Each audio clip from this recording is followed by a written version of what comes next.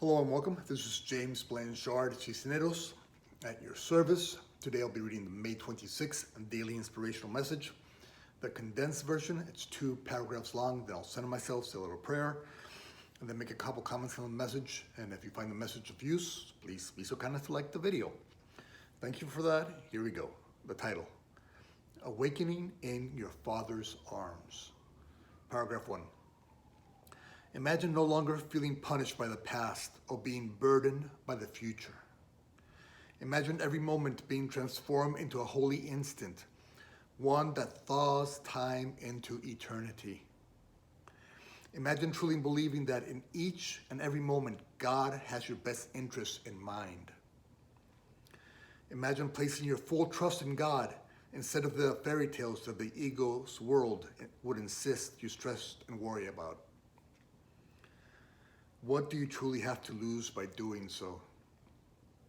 How would you like to let go of nothing and receive everything in return?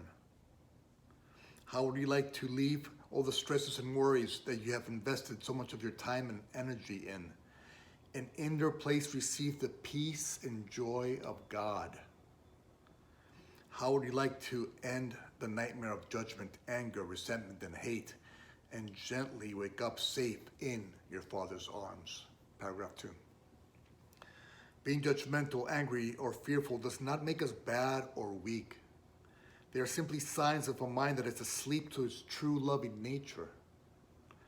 As love's creations, no matter how many egocentric dreams we dream, when we awaken, we will always do so in our Father's arms.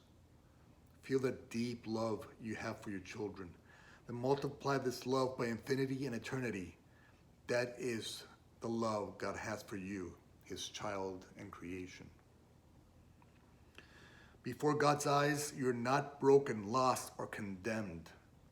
You're simply dreaming, and God is simply waiting for you to awaken. Look at your children as they sleep. How innocent are they? Multiply this innocence by infinity and eternity, and know this is how God sees you. Today, awaken. When you do, you will find yourself safe in your Father's arms, a place that in truth you have never left.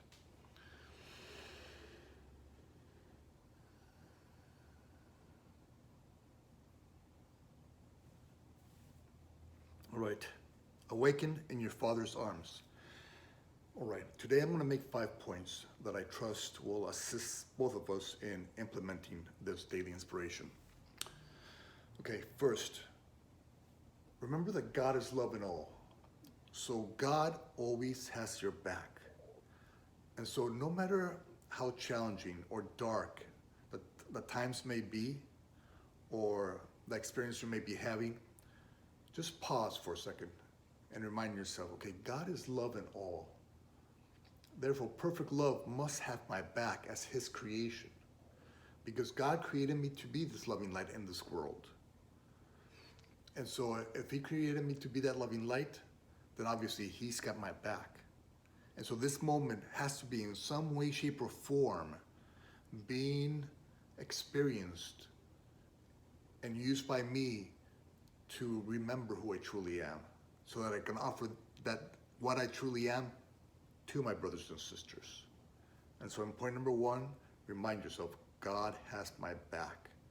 God wants me to be the light of the world, and so this moment is being created for me so that I can accomplish my mission as the light of the world in my own unique ways. That's point number 1. Point number 2, how do you return back to the present moment? Keep aligning with the presence of God in your life. And point number 2, we have to let go of the past.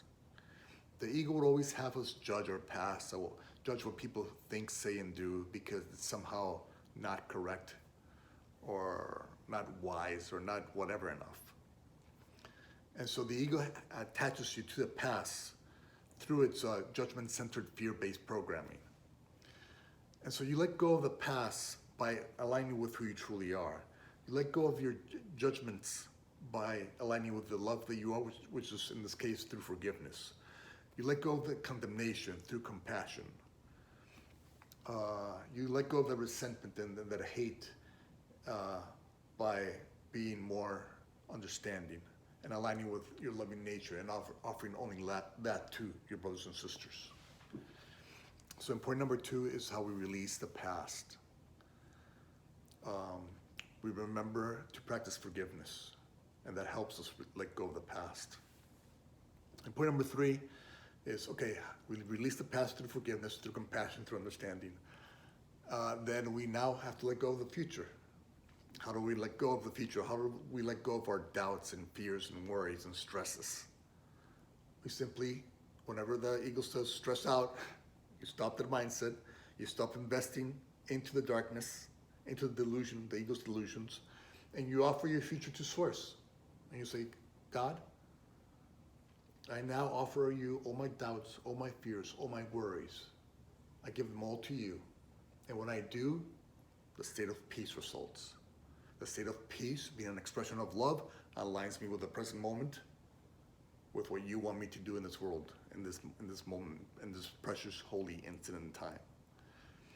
So point number 2, we release the past, set it free through forgiveness. Point number 3, we place the future in God's hands. Point number 4 is to practice seeing this world through love's lens, through God's lens, instead of the ego's lens. The ego's will always have you judge and condemn and fear and worry. That's the ego's lens. When you're seeing the world through the ego's lens, you're stuck in the past or worried about the future. When you align with the present moment, with a holy instant, and you see the world through love's lens, compassion, mercy, grace, understanding results. Because you know that each one of us has co-created their journey with perfection. And thus each one of our journeys must be perfect for us, no matter what the ego says. Their journey, no matter what they think, say, or do, is perfect for them. They have their path. And that's between them and God. And you have your path. And both paths might not be exactly alike, but each one is perfect for each person. And so today, in point number 4, we practice seeing this world, our brothers and sisters, only with God's eyes, only through love's lens. And the last point is to be grateful. Be grateful to our brothers and sisters and to every interaction, because all it's doing is helping us remember who we are not, who we don't want to be.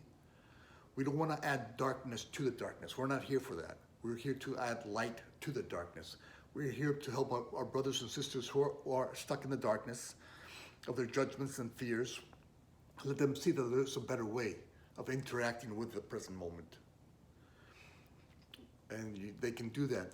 We can become that light. We can become that forgiving light when they are stuck in judgment. We can become that sense of certainty and peace because we're trusting in God whenever they're fearing or anxious or worried. We can be that foundational center, that peace, that guiding light, by simply trusting in God. And so whenever our brothers and sisters are fearful or doubtful or worried, it's okay. We become that calm in the center of the storm, that shelter that they can come to, and remember that they too have that choice for peace.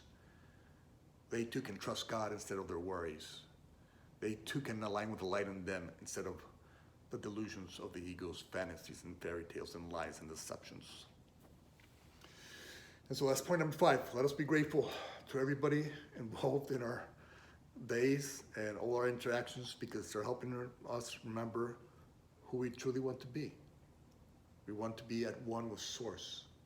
We want to be at one with love in the moment and offer only that love that the moment is requesting from us in whatever forms that may be. Through compassion, through understanding, through forgiveness, through hope, through healing.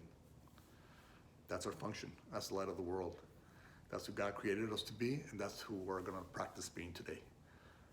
Simply being who God created us to be. There's nothing easier than that in reality. What may be hard is being who you are not. But you no longer want to do that. We all know where that takes us. Nowhere we desire to be. Let us simply align with who we truly are and offer only who we truly are. That love that God created us to be in our own unique ways to our brothers and sisters today, and then thank them for offering us those opportunities to practice being who we in truth are, because that only reinforces our true nature and understanding that it's here, aligned with source, where we belong. Thank you very much for your time. I love you very much. If you can be so kind as to like this video, it will help with the listening process, and it might help remind others that they're perfect in that moment. In every moment, they're perfect, and all they have to do is align with what God created them to be, and offer only that to their brothers and sisters. Again, thank you for your time. I love you very much, and God willing, we'll see each other tomorrow. Peace.